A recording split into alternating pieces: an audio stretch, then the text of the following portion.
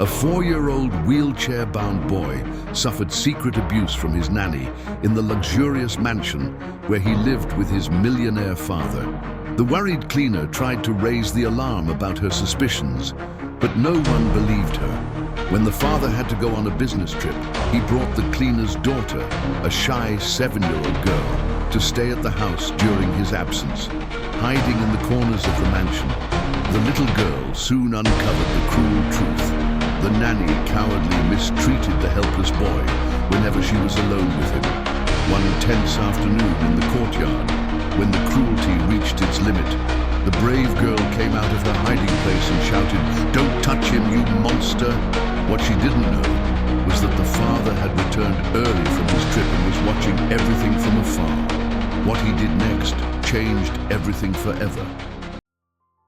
The morning sun spilled golden light over the emerald lawns of the Anderson estate, making the dewdrops on the rose petals look like tiny diamonds. It was a scene of impeccable, almost unreal peace, where the silence was a tangible entity, broken only by the distant hum of a lawnmower. Seated in his small wheelchair in the center of the flagstone patio, 4-year-old Leo looked like a solitary figure on a vast stage.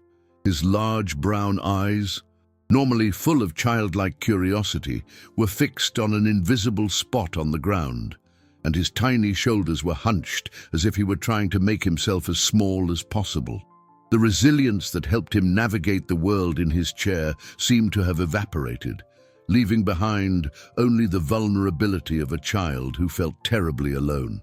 He clutched a worn-out stuffed rabbit in his lap, a gift from his father, his only anchor of comfort in a sea of silent confusion.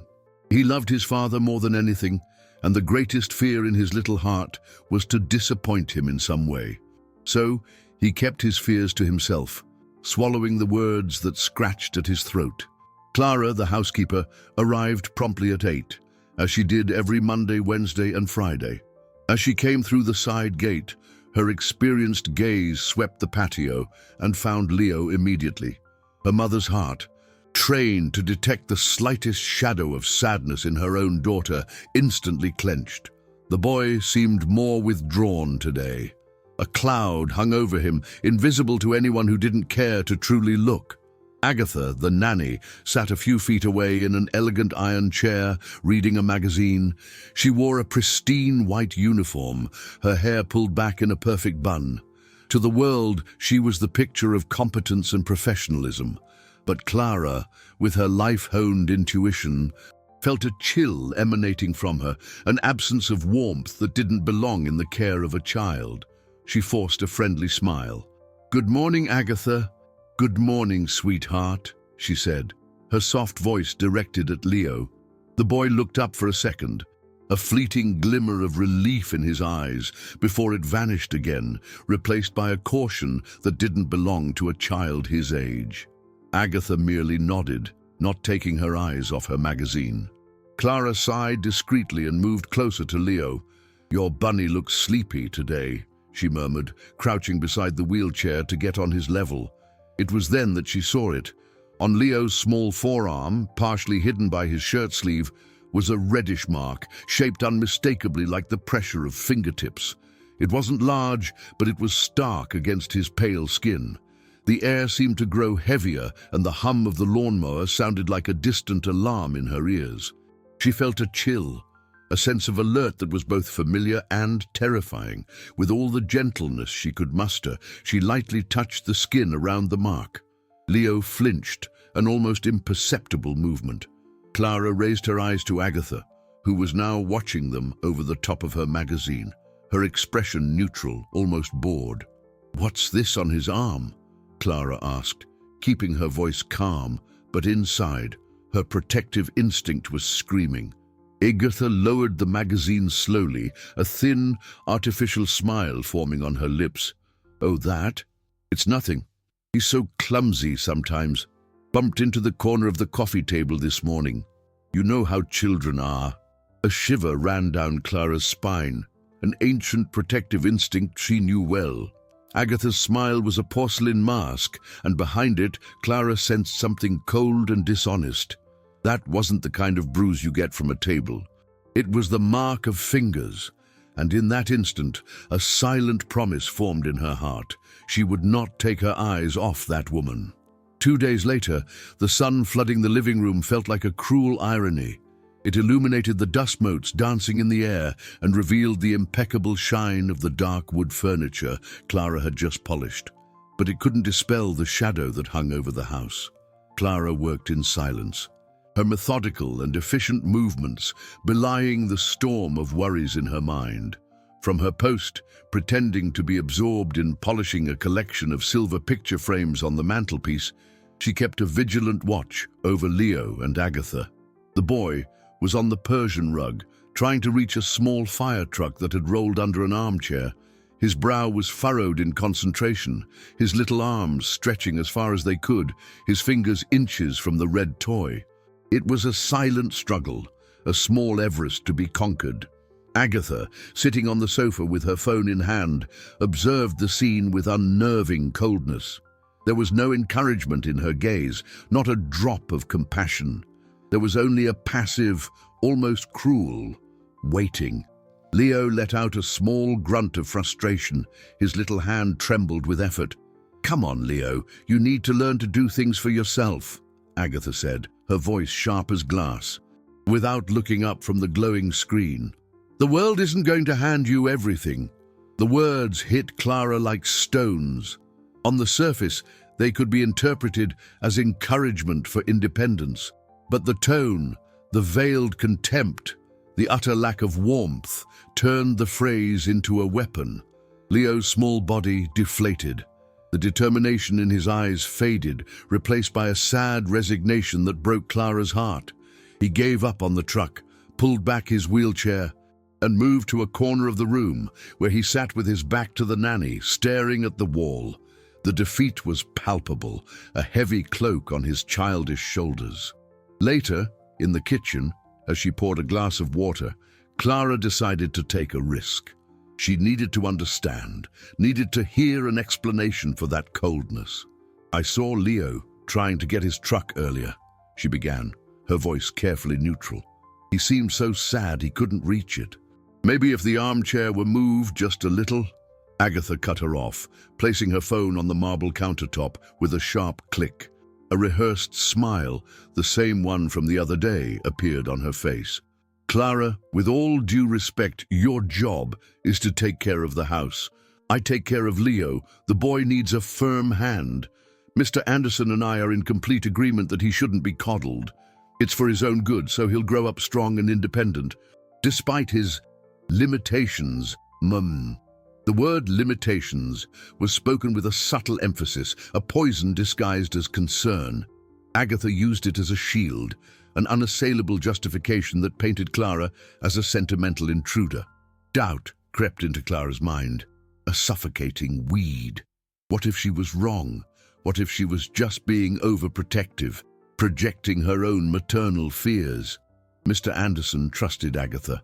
Who was Clara, the housekeeper, to question the methods of a professional he paid top dollar for? She finished her water, the liquid going down her throat like acid. At the end of the day, as she prepared to leave, she found Leo alone in the living room for a moment.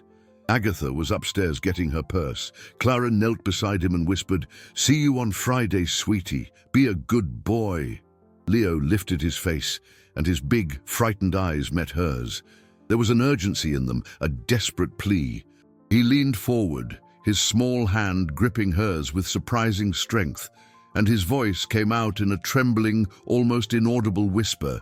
She doesn't like my bunny."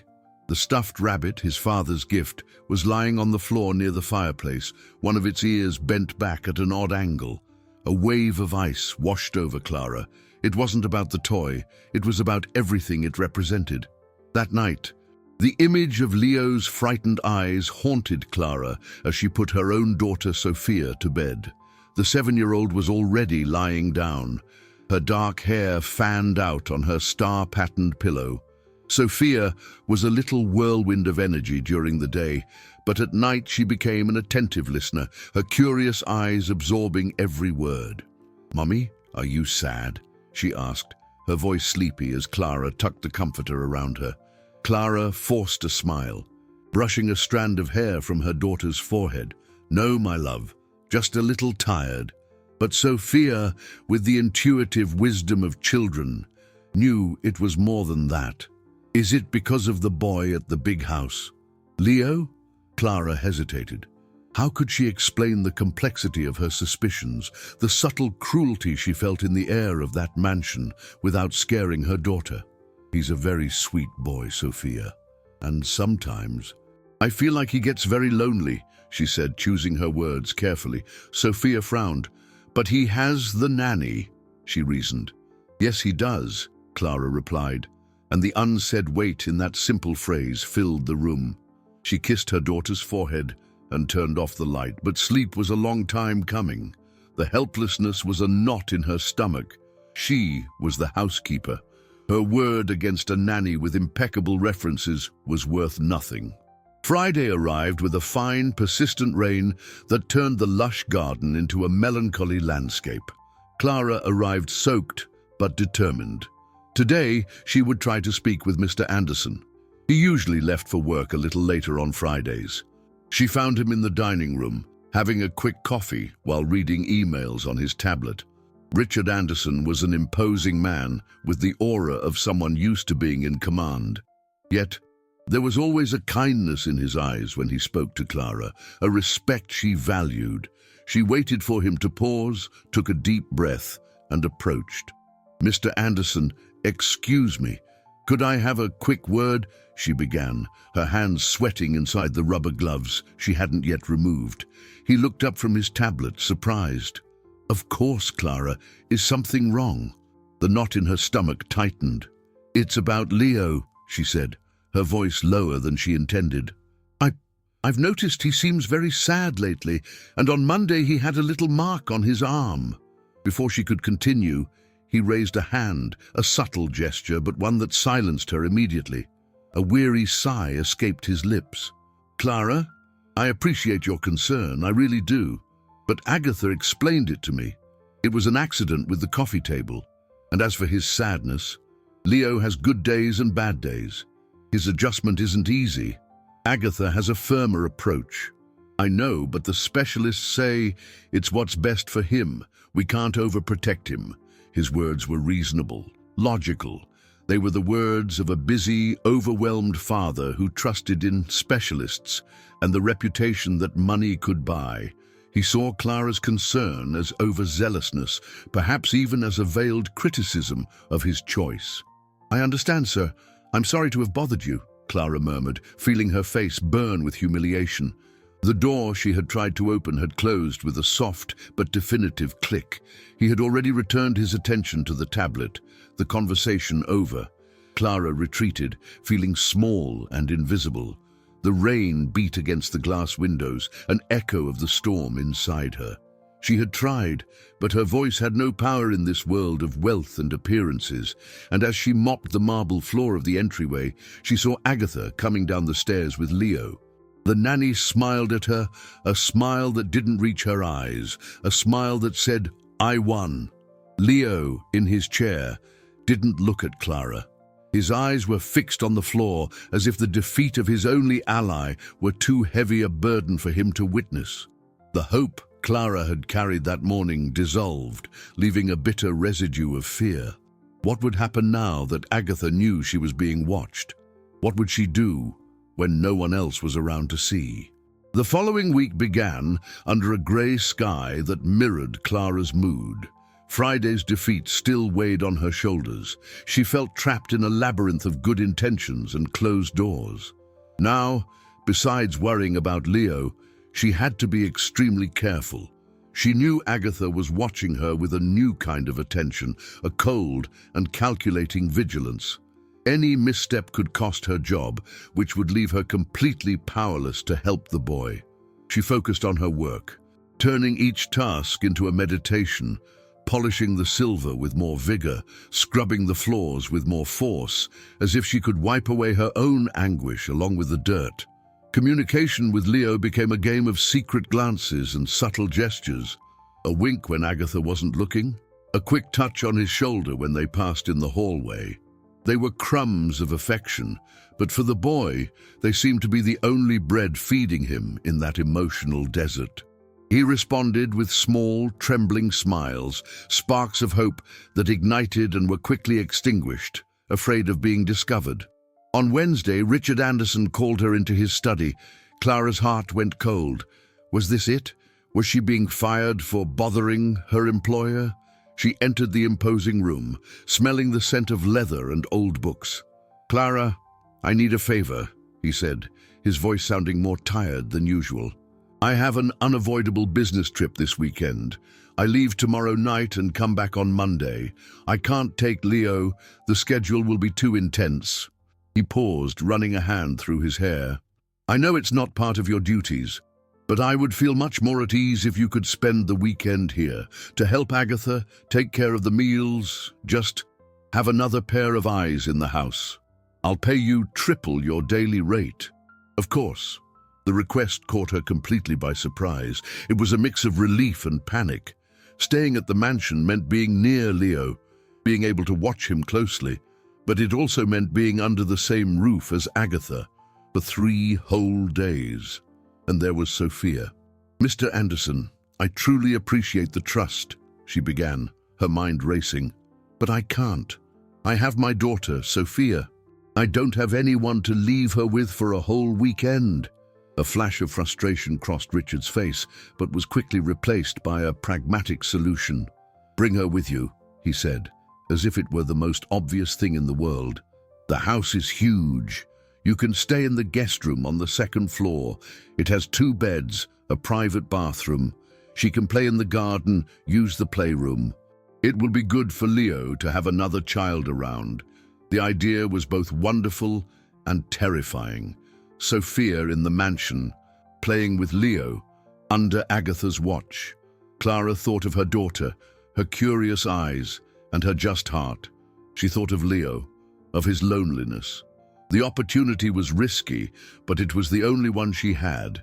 Maybe Sophia, with her innocence, could see things that adults, with their complications and fears, couldn't. Maybe the presence of another child could break the shell Leo lived in. It was a gamble, a leap in the dark, but she felt she had to take it.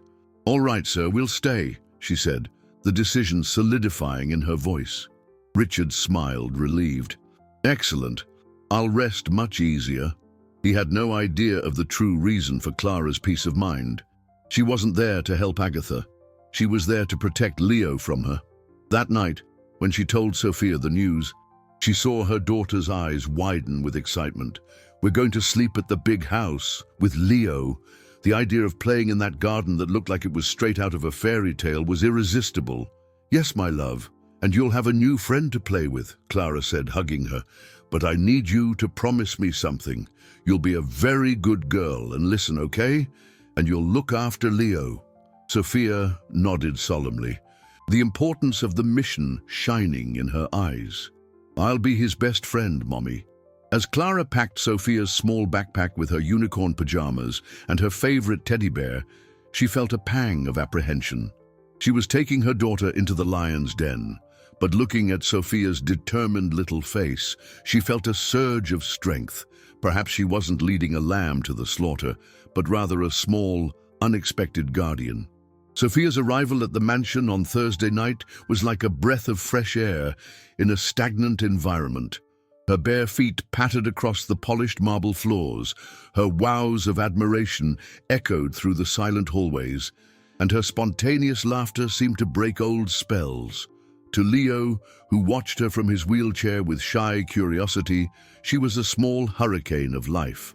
Accustomed to the quiet and the calculated interactions of adults, Sophia's pure, unfiltered energy was both fascinating and a little intimidating. Clara watched the two of them from a distance as she unpacked in the luxurious guest room. The contrast between her daughter, who saw the world as a giant playground, and Leo, who saw it as a minefield, was painful. Agatha, for her part, maintained a polite distance, but her eyes followed Sophia's every move with a poorly concealed irritation. The girl's presence was an anomaly in her controlled routine. an unwanted variable she didn't know how to handle. The next morning, after Richard's departure, the dynamic of the house subtly shifted. Clara divided her time between kitchen duties and discreetly supervising the children. At first, Sophia tried to include Leo in her noisy games, running back and forth with a colorful ball, inviting him to join. But Leo, conditioned not to draw attention, just watched her with a small, hesitant smile. He was afraid of doing something wrong, of being reprimanded. Sophia, with her childlike sensitivity, sensed the barrier. She stopped running and approached his wheelchair. "Do you like to draw?" she asked, sitting cross-legged on the floor in front of him. Leo nodded, his eyes lighting up. Drawing was his refuge, a world where he could create whatever he wanted without limitations. Soon, the two were on the playroom rug, a box of colored pencils spread between them. Engrossed in companionable silence, Sophia drew a castle with a pink-haired princess, and Leo drew a superhero in a flying wheelchair. For the first time in a long time, Clara saw him completely relaxed. Sophia's presence acted as a shield. Agatha couldn't be openly cruel with the girl there, watching everything with her big, observant eyes. But the nanny's hostility manifested in more subtle ways. When Sophia asked Leo for help choosing a color, Agatha would interject, "Leave him alone, Sophia. He needs to concentrate." When Leo laughed at a funny face Sophia made, the nanny would say, "Less noise, children. This isn't a circus." Each comment was a small jab, an attempt to undermine the connection that was forming between them. Sophia didn't understand the reason for the harshness, but she felt it. She would look at the nanny with instinctive suspicion, frowning whenever the woman spoke. The girl began to notice the pattern. When her mother was nearby, Agatha was restrained. When Clara went to the laundry room or the kitchen, the nanny's tone would change, becoming sharper, more impatient, especially with Leo. On Saturday afternoon, Clara was in the kitchen preparing a snack, and the children were in the living room watching a cartoon. Sophia, however, wasn't paying attention to the TV. She was watching Agatha, who thought she was being discreet. The nanny picked up Leo's tablet, which was on the coffee table, and started tapping on it. Leo reached out his little hand, trying to get it back. "I want my game," he said in a low voice. "It's not time for games now," Agatha replied, not looking at him. "I'm setting something important up for your father." But Sophia saw. She saw that the important thing was an online clothing store. She saw the carelessness with which she ignored Leo's request. And above all, she saw the way the boy's face fell, the light in his eyes dimming once more. He shrank into his chair and turned back to the TV, but he no longer saw the cartoon. He saw only the reflection of his own powerlessness. Sophia felt a pang of anger. It wasn't fair. She looked at Leo, then at the nanny engrossed in her shopping, and a plan began to form in her 7-year-old mind. She didn't know exactly what she would do, but she knew she had to keep her eyes wide open. She would be Leo's eyes and ears, even if he didn't know it. The Saturday dragged on under a sweltering heat. The mansion, with its central air conditioning, was a cool oasis, but the internal tension was almost palpable. Sophia had become a little shadow, following Agatha with her eyes wherever she went. The girl developed a talent for becoming invisible, hiding behind sofas, ajar doors, and large potted plants. She didn't fully understand the malice she was witnessing, but she recognized injustice in its purest form. She saw how Agatha answered Leo's questions with curt monosyllables, how she ignored his requests for water until he was nearly crying with thirst, how she changed the channel in the middle of his favorite cartoon without any explanation. They were small cruelties, almost insignificant to a casual observer, but when added together, they formed a clear and devastating pattern of emotional abuse. The biggest obstacle for Leo was his own inability to verbalize what he was feeling. The trauma silenced him. He tried once to approach Sophia when they were alone in the hallway. She hid my... He began, his voice a thread, pointing to the closet where he kept his superhero action figures. But before he could finish, the sound of Agatha's footsteps upstairs made him retreat, fear overpowering his need to confide. He shook his head and wheeled away, leaving Sophia with a heavy heart and the certainty that something was very wrong. The friendship between the two children deepened with each passing hour, forged in silence and complicity. Sophia learned to understand what Leo's eyes were saying. She learned that when he looked at the garden door, he wanted to feel the sun on his face. When he looked at the bookshelf, he wanted to hear a story. She became his interpreter, his advocate.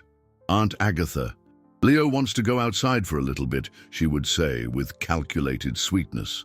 "Aunt Agatha, can we read this book?" Agatha, caught off guard by Sophia's intervention, usually gave in, albeit reluctantly. The girl's presence prevented her from denying his requests as directly as she would have if she were alone with Leo. However, this small victory brought a new problem. Agatha began to see Sophia not just as an annoyance, but as a threat to her control. The nanny's coldness intensified. She started making excuses to separate the children, inventing chores for Sophia in another room, or insisting that Leo needed quiet time in his bedroom. On Sunday afternoon, the once clear sky began to fill with dark clouds. The air grew heavy, heralding a storm. Clara was in the laundry room in the basement, folding the last load of clothes. The noise of the dryer muffled the sounds from upstairs. On the patio, Agatha decided it was Leo's fresh air time, an activity she detested but had to perform to keep up appearances. Sophia, who was supposed to be in her room tidying her toys, disobeyed. She hid behind a large gardenia bush, the sweet scent of the flowers contrasting with the bitter taste in her mouth. From her hiding spot, she had a clear view of the patio. Agatha pushed Leo's wheelchair to the center of the open space and stood before him, hands on her hips. "You think I don't know what you're doing?" she said, her voice a low hiss, believing they were alone. "Using that little girl to get what you want. You're a manipulator, just like all the rest. A spoiled dead weight." Leo shrank in his chair, tears welling in his eyes. "I'm not," he whispered. "Shut up," Agatha hissed, taking a step forward, her face contorted into a mask of contempt. "You're nothing, a useless burden." The cruel, sharp words hung in the heavy air. In her hiding place, Sophia's heart hammered against her ribs. Fear and anger waged a war inside her chest. She saw Agatha's hand rise, not to strike, but in an intimidating gesture, and Leo's tears began to roll down his pale face.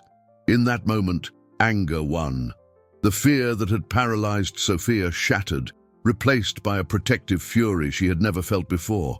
It was a primal force, the same one that makes a small bird attack a hawk to defend its nest. She didn't think, she just acted. With a cry that tore through the tense silence of the patio, she burst out from behind the gardenia bush, a small blur of a floral dress and righteous indignation. "Don't touch him, you monster!" she screamed, her childish voice carrying all the weight of the injustice she had witnessed. She planted herself between the nanny and Leo's wheelchair. Her little arms spread wide as if to form a human shield. Her eyes, normally sweet and curious, now blazed with fire. Agatha froze, caught completely by surprise. Her face, once twisted in anger, became a mask of shock and disbelief. Seeing this little girl, whom she had considered a mere nuisance, challenging her with such ferocity was not part of her calculations. For an instant, the world seemed to stop. The wind died down. The first drops of rain hesitated in the dark sky, and the only sound was the ragged breathing of the three figures on the patio. Leo, who had been huddled in his chair, his vision blurred by tears, lifted his head at Sophia's cry. Through the veil of his weeping, he saw his little friend standing firm and brave, facing the giant who terrified him. It was as if a ray of sunshine had pierced the storm in his heart. He wasn't alone anymore. Someone was fighting for him. The gratitude and relief that flooded him was so intense they made him sob even harder. But now they were sobs of catharsis, of a pain finally finding release. You little brat," Agatha stammered, regaining her composure. Surprise gave way to fury. "How dare you speak to me like that? I'm telling your mother everything. You'll both be out on the street by nightfall."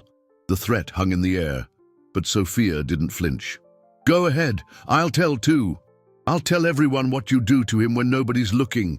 I'll tell them you call him mean names and make him cry," she retorted, the words tumbling out in a rush, tripping over each other in their urgency.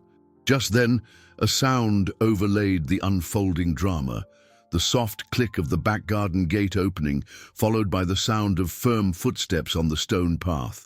None of them noticed at first, too engrossed in their confrontation. A tall, tired figure entered the patio, leather briefcase still in hand, his shoulders slumped from an exhausting trip. Richard Anderson had come home early. His return flight had been moved up, and he had decided to surprise them, coming in through the back of the house to be quiet. But the surprise was his. He stopped short, just a few yards away, the scene before him unfolding like a slow-motion nightmare. He saw it all. He saw Agatha's threatening posture.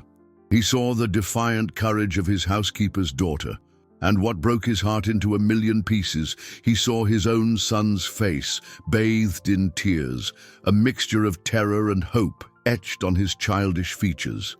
Richard's world, built on a solid foundation of trust and logic, crumbled in an instant. Clara's words, which he had dismissed as overprotectiveness, echoed in his mind with the force of thunder. He wasn't seeing a misunderstanding. He was seeing the truth, raw and terrible. The silence that followed Richard's arrival was more deafening than the screams from moments before. Agatha turned slowly, and the color drained from her face when she saw her employer standing there.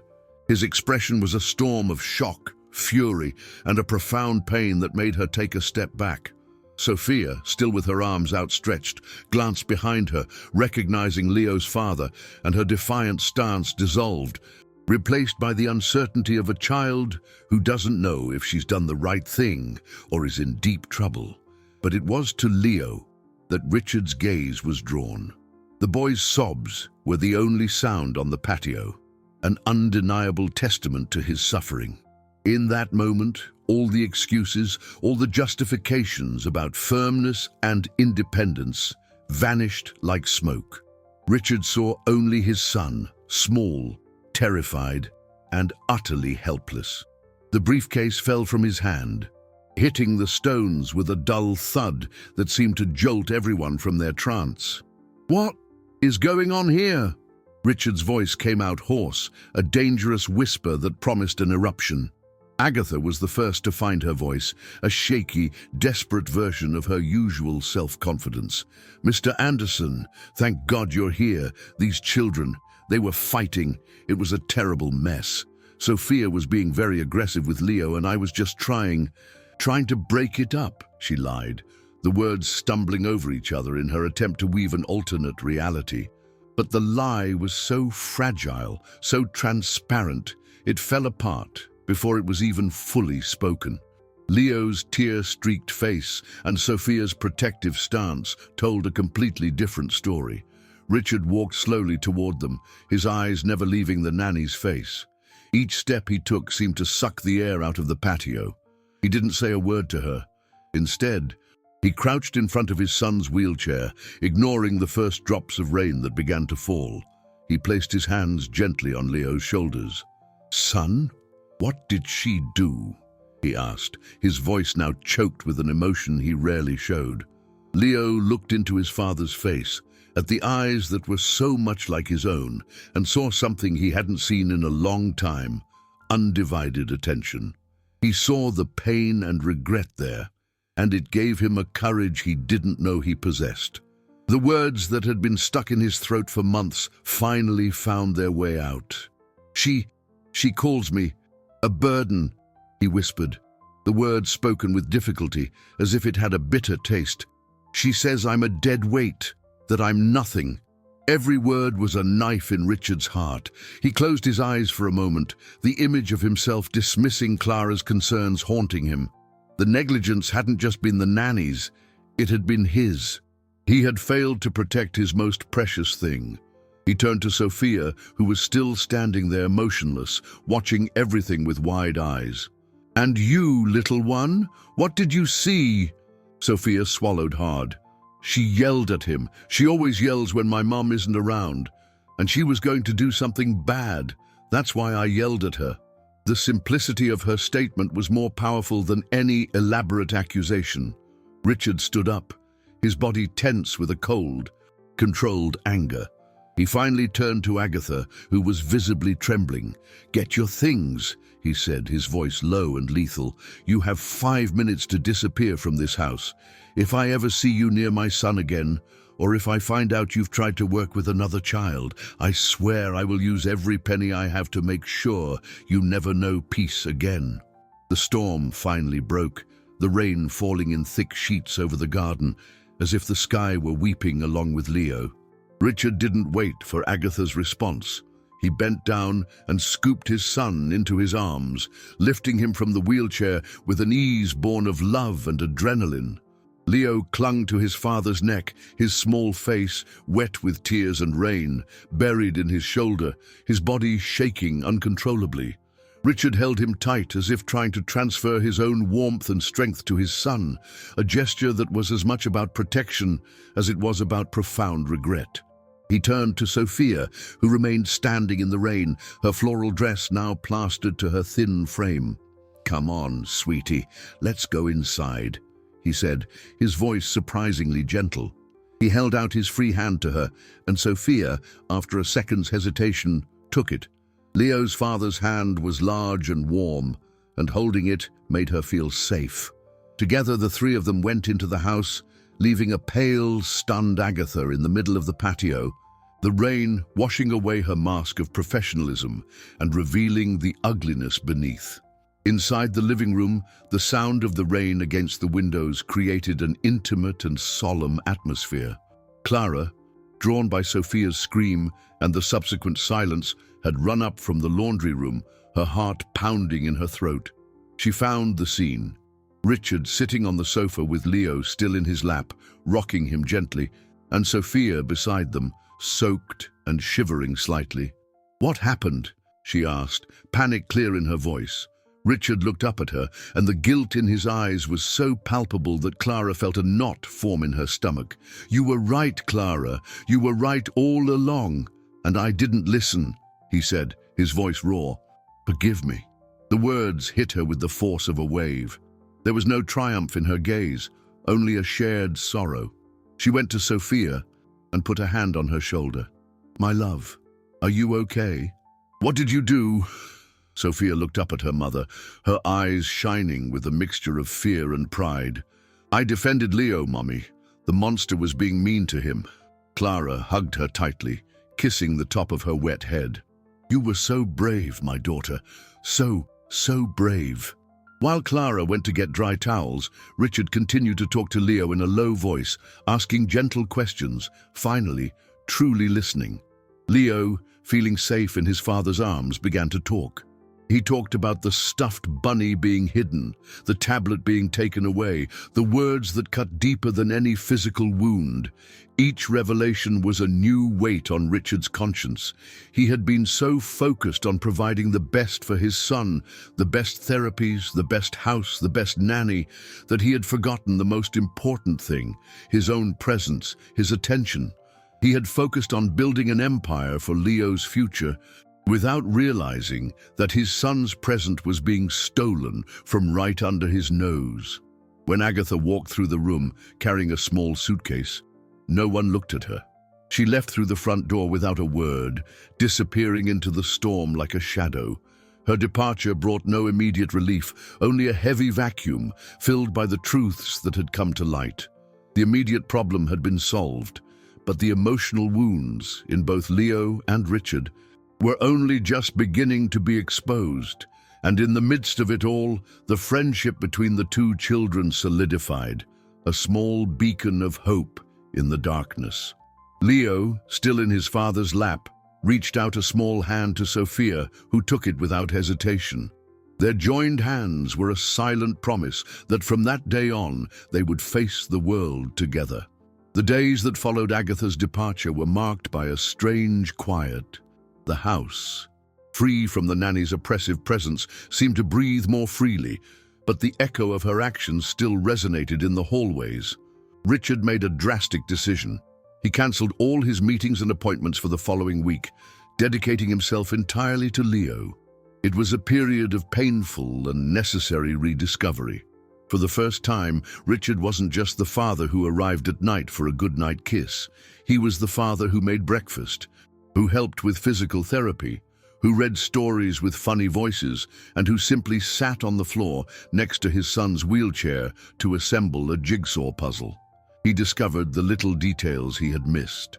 The way Leo wrinkled his nose when he was concentrating, his quiet laugh when he saw something funny on TV, the way his eyes lit up when he talked about superheroes. And with each discovery, guilt gnawed at him. How could he have been so blind? Clara and Sophia remained at the mansion at Richard's request. He insisted, saying their presence was essential for Leo's recovery. In truth, it was essential for his own recovery too. Clara, with her calm and practical wisdom, became an anchor for him. She didn't judge him, didn't say, "I told you so." She just offered a warm cup of tea at the end of the day and listened as he vented his frustrations and regrets. Sophia, in turn, was Leo's medicine. Their friendship blossomed without the shackles of fear. They spent hours in the garden, now a place of joy, not dread. Sophia invented crazy races where she would run and Leo would chase her in his chair, both of them laughing until they were out of breath. She taught him how to make giant soap bubbles and how to identify the different birds that visited the feeder. She didn't see the wheelchair, she just saw Leo, her friend. And through her eyes, Leo began to see himself differently too. He wasn't a burden, he was a friend, an adventure buddy. One afternoon, as Clara and Richard watched the children from the porch, he turned to her, his expression serious. "Clara, I need to understand how this happened. I've ordered a full investigation into Agatha. I found out terrible things." He told her that the agency he had hired her through had been duped. Agatha had forged her references, creating a web of lies to hide a history of dismissals for inappropriate behavior with children at previous jobs.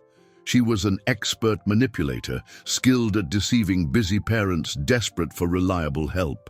"The signs were all there," Richard said, his voice heavy with self-recrimination. "The little things you mentioned, the mark on his arm, his sadness.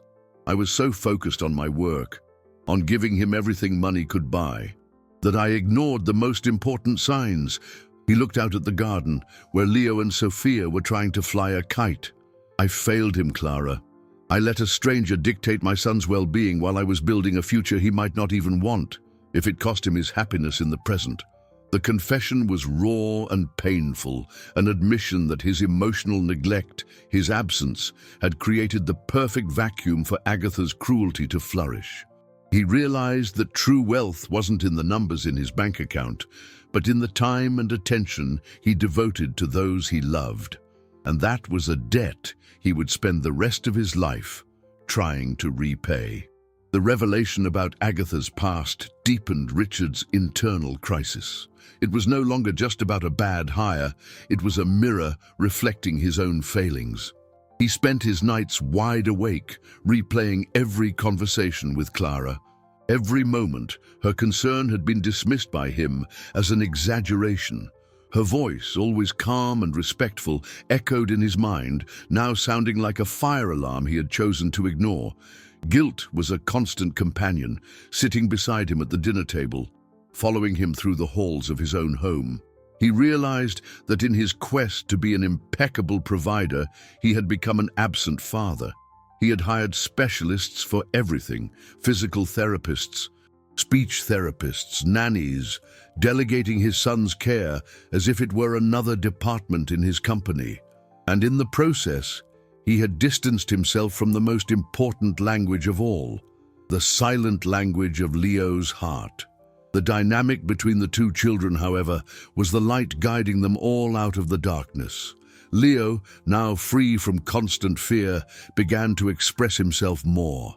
His voice, once a hesitant whisper, gained strength. He started telling jokes, giving opinions on what he wanted for lunch, and asking to listen to his favorite songs on high volume. Sophia was the catalyst for this transformation. She challenged him, encouraged him, and above all, treated him with a normality he had never experienced from a peer. One day, they were in Leo's room, and he showed her his drawings of the superhero in the flying wheelchair. "His name is Captain Comet," Leo said proudly. Sophia looked at the drawing, her head tilted. But where's his sidekick?" she asked. "Every superhero needs a sidekick." Leo thought for a moment, then picked up a pink pencil. Next to Captain Comet, he drew a girl with flowing hair, no cape, but with a big smile. "Her name is Sonic Sophia," he said. "She can't fly, but she can yell really loud when the monsters show up." They both burst out laughing, a pure healing sound that filled the room. Richard witnessed this scene from the doorway, his heart overflowing with a mixture of joy and pain. Sophia's courage had given Leo a voice, and her friendship was giving him back his childhood. That night, he made a decision. He gathered his board of directors for an emergency video call and announced he was stepping back from the day-to-day operations of the company indefinitely. He would delegate most of his responsibilities, remaining only as an advisor. There was initial shock, followed by concerned questions. "My priorities have changed," he explained, his voice firm. "I spent years building a legacy for my son, and I almost lost him in the process. Now I'm going to build memories with him. That's the only business that matters." After ending the call, he felt an immense relief, as if a 200-pound weight had been lifted from his shoulders. He wasn't abandoning his empire. He was redefining what it meant to be rich. And at that moment, looking at a drawing of two small heroes taped to his son's bedroom door, he had never felt more prosperous. The battle against Agatha was over, but the true journey of rebuilding his family was just beginning. He knew the road would be long, but for the first time he was present to walk it alongside his son, step by step, wheel by wheel. The third week began with a new routine, a symphony of small moments that, together, composed a melody of healing. Richard, free from the shackles of the office, dove headfirst into fatherhood. He discovered the simple joy of pushing Leo's swing at the park, felt the thrill of watching him interact with other children without fear, and learned patience during therapy sessions, offering encouragement instead of just paying the bill. He was present, body and soul. However, one final necessary conversation still hung in the air. A ghost that needed to be confronted so that peace could truly reign. He needed to confront himself, and he needed to do it in front of the people he had hurt with his inattention. One afternoon, he asked Clara to sit with him on the porch, while the children played on the lawn a safe distance away. The late afternoon sun painted the sky in shades of orange and pink, a serene backdrop for a difficult conversation. "Clara," he began, his voice low and heavy with emotion. "I've already apologized. But I feel I need to say more. I want you to understand the depth of my regret." He looked at her, his eyes pleading. "You tried to warn me. You were brave enough to speak up, to risk your job for my son, and I ignored you. I was wrapped up in my own arrogance, believing my money and my judgment were infallible. I trusted fake references and a polished exterior instead of the honest intuition of a good person, of a mother." He paused, swallowing hard. "The truth is, I was scared of not being a good father to a child with Leo's needs. It was easier to hire specialists and convince myself I was doing the best thing than to admit I didn't know what to do. Agatha took advantage of that fear, of my distance." His words were a full confession, a complete surrender of his pride. Clara listened in silence, her heart aching for this man who, despite all his wealth and power, was so vulnerable. "Mr. Anderson," she began. "Richard, please call me Richard," he interrupted gently. She nodded.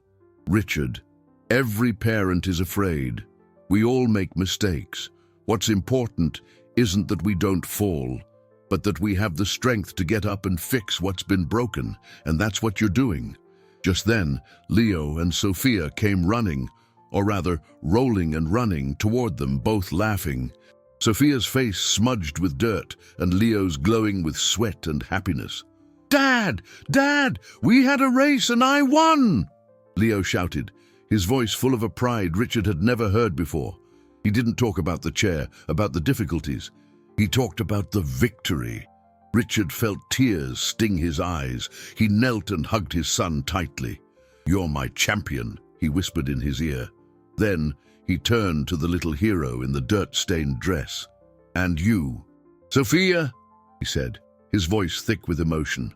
"I will never, ever be able to thank you enough for what you did. You didn't just save Leo from Agatha. You saved me too. You opened my eyes. You are the bravest little girl I have ever known." He then looked from Sophia to Clara, and from Clara to Leo. The truth hit him with the clarity of a lightning bolt. The solution wasn't to hire another stranger. The solution was right here, in front of him. "Clara," he said, standing up, "I don't want you to be the housekeeper anymore.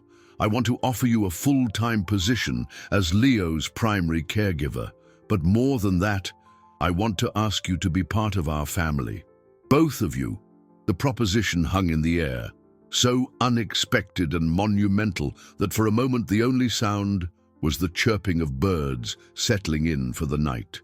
Richard's offer hovered in the twilight air, laden with promise and immense emotional weight. Clara was speechless, her heart hammering against her ribs. She looked at Richard's sincere face, then at her daughter, who was watching her with anticipation, and finally at Leo, whose anxious gaze was a silent plea. Being Leo's full-time caregiver was more than a job. It was the formalization of a bond that already existed. Being part of their family was something she had never dared to dream of. It was a proposal that would change her life and Sophia's forever, offering them a security and stability she had fought her whole life to achieve. But above all, it meant she could protect and care for Leo every day, without fear or restriction. The tears she had held back for so long finally came, but they weren't tears of sadness or anger. They were tears of relief, of gratitude. "Yes," she whispered, her voice choked. "Yes, we accept." The answer was followed by a shriek of joy from Sophia, who leaped into her mother's arms, and a smile so wide on Leo's face it seemed to light up the entire garden. Richard felt a knot he didn't even know was in his chest finally release. In the following days, the estate underwent a subtle but profound transformation. It was no longer just a house, but a home. Clara, now free from housekeeping duties which were delegated to a new service, could devote all her time and energy to Leo and Sophia. She organized picnics in the garden, movie afternoons with plenty of popcorn, and storytelling sessions that left both children mesmerized. Her constant presence was a source of warmth and stability, the heart that made the grand body of brick and marble pulse with life. Richard, for his part, kept his promise. He learned to cook Leo's favorite meals, became a master at building toy car racetracks through the living room, and discovered a surprising talent for gardening. Planting a bed of sunflowers with the children, he was building a new kind of legacy, one made not of steel and concrete, but of laughter, hugs, and shared time. The subplot of the children's friendship also found its full resolution. They became inseparable, a dynamic duo known as Captain Comet and Sonic Sophia. Leo taught Sophia how to play chess, and she taught him how to whistle. They developed their own language of glances and signs that only they understood. Sophia's courage had inspired self-confidence in Leo, and Leo's resilience taught Sophia the true meaning of strength. They were no longer just friends. They were siblings of the heart, bound by a battle they had won together. The guest room that had once housed Clara and Sophia was redecorated and officially became Sophia's room, with lilac-painted walls and a starry sky that glowed in the dark, a gift from Richard. The door connecting her room to Leo's was almost always open, symbolizing the unbreakable bridge that had formed between them. Justice for them didn't come from a courtroom or a legal punishment for Agatha. It came from the joy they found together, from the family they built, from the ashes of a painful experience. The true victory was transforming a house of secrets and sorrow into a sanctuary of love, acceptance, and happiness. The Anderson family was no longer just a father and son, but four people who, through winding paths, had found each other to heal one another. 3 weeks after that rainy, revealing afternoon on the patio, the morning sun illuminated a completely different scene. The estate's garden was no longer a stage for loneliness, but a vibrant playground of joy. In the center of the lawn, Richard, on his knees, was adjusting something on Leo's wheelchair. It wasn't a necessary repair, but an upgrade. He was installing a small basket on the front at Leo's request, and to carry snacks on our adventures. Leo watched, giving instructions with the seriousness of a chief engineer. A few feet away, Clara and Sophia were spreading out a large checkered picnic blanket, arranging sandwiches, fruit, and a cinnamon coffee cake that Clara had baked that morning. The sweet smell mingled with the scent of the flowers, creating the aroma of a perfect Sunday. There were no more shadows, no more frightened glances. The air was light, filled with the children's laughter and the soft sound of the adults' conversation. When the basket was finally installed, Leo took a triumphant lap around the lawn. "Perfect," he declared. Sophia ran to his side. "Can I put my juice box in your basket?" she asked. "Of course," Leo replied. "That's what sidekicks are for." They sat down on the blanket, and the picnic began. Richard looked at the scene, his heart full of a gratitude so intense it was almost painful. He thought of the man he had been less than a month ago, a work-obsessed executive, a father who loved his son but didn't know how to show it, a man who confused providing with protecting. The journey had been short in time, but immense in its transformation. He had learned that true strength wasn't in building empires, but in building bonds. He had learned that the most important market to listen to wasn't the stock market, but the heart of a child. And he had learned that family isn't defined by blood, but by the bonds of love and care we choose to nurture. He sat down next to Clara on the blanket. "Thank you," he said, the simple word carrying the weight of a million feelings. "For everything." Clara smiled, a genuine smile that lit up her face. "We take care of each other," she replied. "It's what families do." That was the resolution. Not a fairy tale ending, but the beginning of a real life. With its challenges and joys, the mansion, once a symbol of cold wealth, had become a warm home. The housekeeper and her daughter, once seen as employees, were now essential pillars of this new family structure. The boy in the wheelchair, once a silent victim, was now a hero in his own story, with a brave sidekick by his side. The journey had been paved with suffering, but overcoming it had led them to a place of genuine peace and happiness. True wealth, Richard finally understood, wasn't about having everything, but about cherishing what truly mattered, the safety, happiness, and love of those who depend on us. And as he watched the two children share a piece of cake and laugh under the sun, he knew that he was, at last, the richest man in the world.